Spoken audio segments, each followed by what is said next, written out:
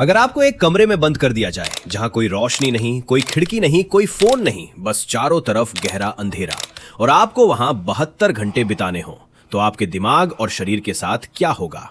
पहले 6 घंटे शुरुआत में सब बिल्कुल सामान्य लगता है। आप कमरे में बैठते हैं, शायद लेट जाते हैं और सोचते हैं ये तो आसान है, बस थोड़ा समय ही तो है।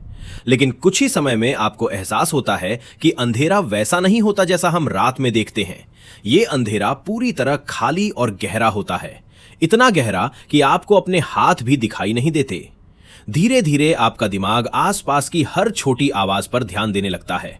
आप अपनी सांसों की आवाज सुनते हैं, दिल की धड़कन सुनते हैं और पहली बार महसूस करते हैं कि पूर्ण अंधेरा कितना अजीब होता है। 6 से 12 घंटे। अब एक और समस्या शुरू होती ही है। आपको पता ही नहीं चलता कि समय कितना बीत चुका है, क्योंकि हमारा दिमाग सूरज की रोशनी देखकर समझता है कि सुबह है या शाम, लेकिन यहां ना सूरज है ना घड़ी। कुछ देर बाद आपको लग सकता है कि शायद कई घंटे गुजर चुके हैं, लेकिन असल में सिर्फ कुछ मिनट ही हुए होते हैं। आपका टाइम सेंस धीरे धीरे टूटने लगता है। 12 से 24 घंटे। अब आपका दिमाग थोड़ा भ्रमित होने लगता है। अंधेरे में जब आंखों को कुछ नहीं दिखता तो दिमाग खाली जगह को कल्पना से भरने लगता है। आपको अचानक लगेगा जैसे किसी ने हल्की सी आवाज की, कभी लगेगा जैसे कमरे में कोई हलचल हुई। आप ध्यान से सुनते हैं, लेकिन फिर एहसास होता है कमरे में कोई नहीं है। यह सब आपके दिमाग का खेल है। 24 से 36 घंटे। अब थकान बढ़ने लगती है। आप सोने की कोशिश करते हैं, लेकिन आपको पता ही नहीं चलता कि सोना कब है, क्योंकि शरीर को सोने के लिए दिन और रात का संकेत चाहिए। जब यह संकेत नहीं मिलता तो आपकी नींद का पैटर्न बिगड़ने लगता है। आप थोड़ी देर सोते हैं, फिर अचानक जाग जाते हैं और फिर समझ नहीं आता कि कितना समय बीत चुका है। 36 से 48 घंटे। अब दिमाग पर अंधेरे का गहरा असर पड़ने लगता है। कुछ लोगों को हल्की रोशनी की चमक दिखाई देने लगती है।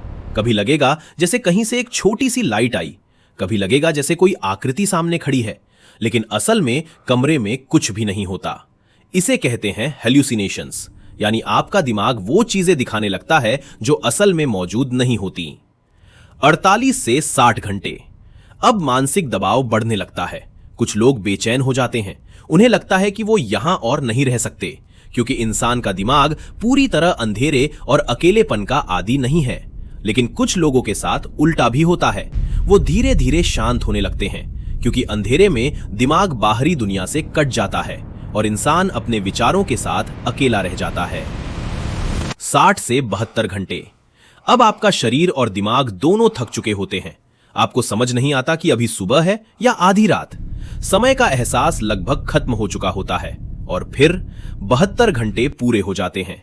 दरवाजा खुलता है, आप कमरे से बाहर निकलते हैं और जैसे ही सूरज की रोशनी आपकी आंखों पर पड़ती है, आपकी आंखें तुरंत बंद हो जाती है, क्योंकि 3 दिन के अंधेरे के बाद रोशनी बेहद तेज लगती है।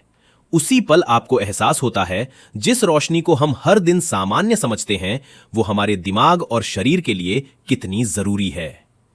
अब सोचिए, अगर आपको 72 घंटे पूरी तरह अंधेरे कमरे में रहना पड़े, तो क्या आप ये चुनौती पूरी कर पाएंगे, या आपका दिमाग पहले ही दिन हार मान लेगा?